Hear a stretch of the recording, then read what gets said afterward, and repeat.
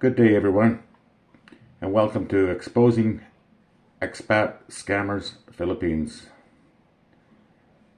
Today I'll be talking about the commercial garden startup at the Bohoval. And you can tell us what you think in the comments. Now I have a recording for you to listen to. So there is money to be made growing produce, and we're going to be intensely, like I've been saying for the last 6 months, a year. This farm needs to generate income, and so we're going to do everything that we can here to make it do so. And Yes, the Bohoval boss is planning. But there is more. Still kind of up in the air what kind of vegetables we're going to grow down there.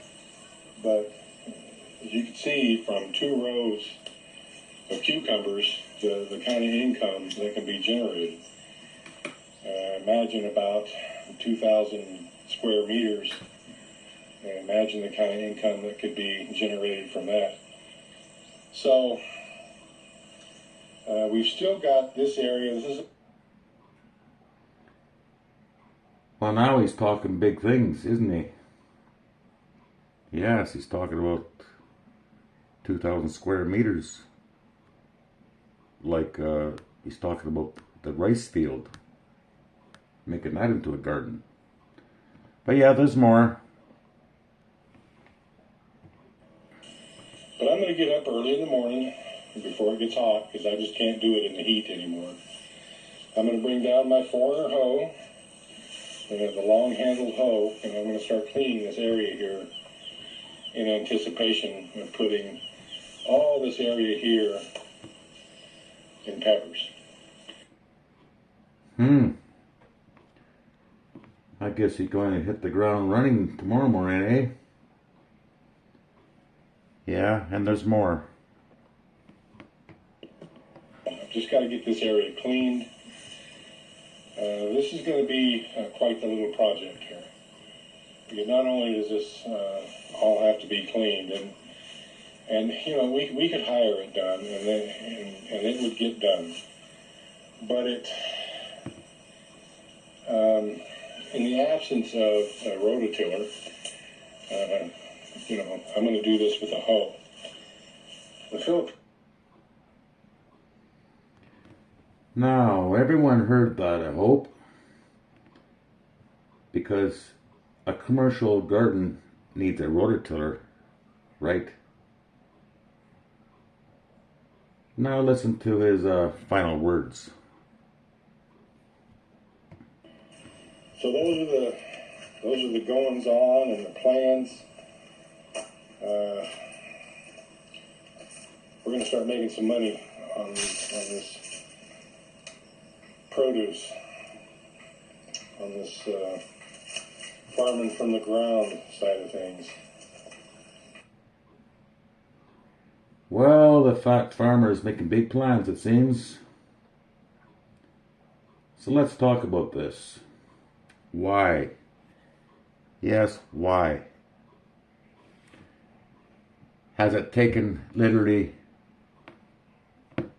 4 years of being on the farm to realize that growing and selling vegetables is a good business? Or should we say he's only realized since Elnora moved in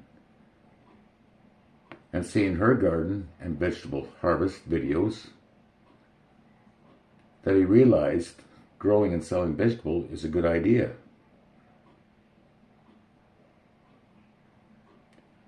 Didn't he always tell us you can't grow vegetables on the farm because the soil is contaminated?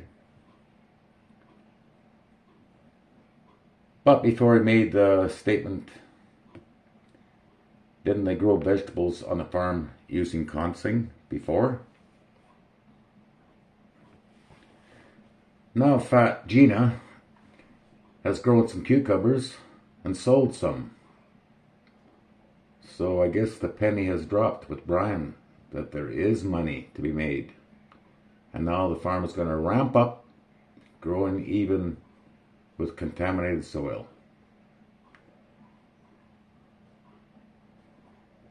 He says in that video that Gina only spends a few hours a day working in the garden. Probably because that's her limit of doing some actual work. But truth is, haven't we seen them employing 2 women to do all the work in the garden? How many vegetables do you need to sell every day if you're paying 2 workers 350 pesos per day each, and then expect a salary yourself out of the profit? What profit? Selling 1,000 pesos worth of cucumbers in a week doesn't even cover the cost of the salary for a week for 2 old women. Now, if you see Eleanor New Community Post, and the back of her truck is full of vegetables, you can clearly see it's almost about jealousy with the Bohoval again.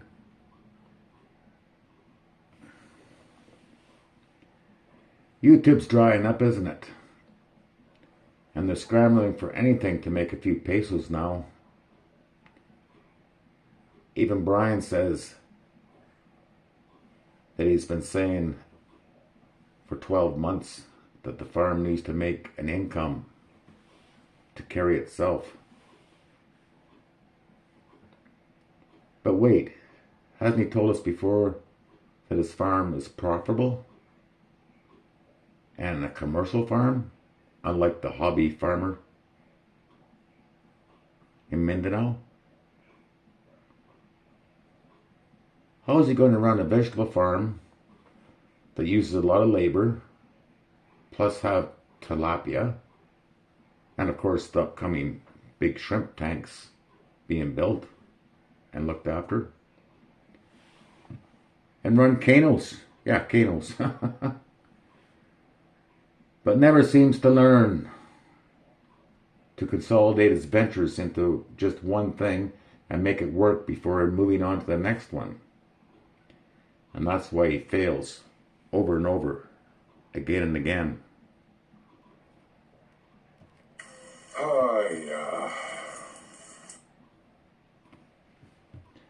He even made a video with Tatai talking about growing mushrooms. Tatai's going to show him how. And that's going to be brought into the commercial garden mix also. The Great Mushroom Experiment.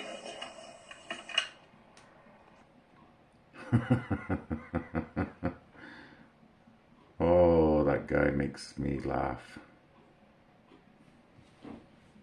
So let's do a summary on the economic side of his commercial garden plan. They are paying 2 ladies 350 pesos per day, which is 700 pesos. Plus they pay Tata 500 per day to stay on the farm. That's a total of 1,200 per day. Now you're going to have to sell a lot of vegetables every day to earn that. In fact, you will have to sell enough vegetables every month, a total of 33,000 pesos, just to break even on the salary, without the cost of seeds, fertilizer, pesticide, electricity to pump water, because it will need water, etc. So the economics of it would be enough only if they worked on the farm themselves, which we know they don't want to do, and that's for sure. So 33,000 pesos divided by 25 pesos per kilogram, for example, would be over 1,300 kilograms each month, or an average of 48 kilograms every day that would have to be going to sell. Fat Gina, she harvested 11 kilograms today.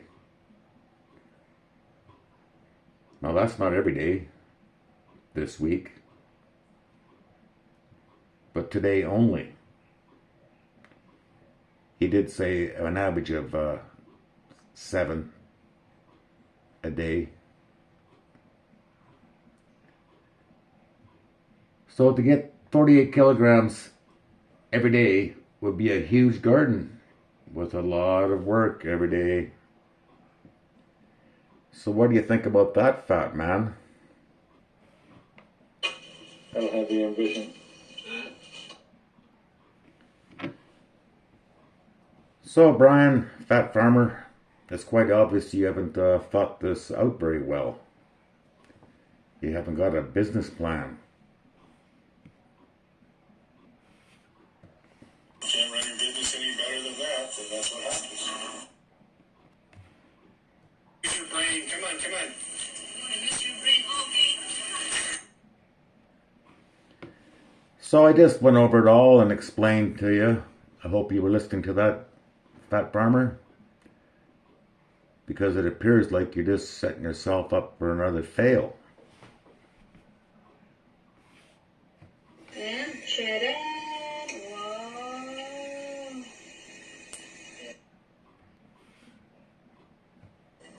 For what?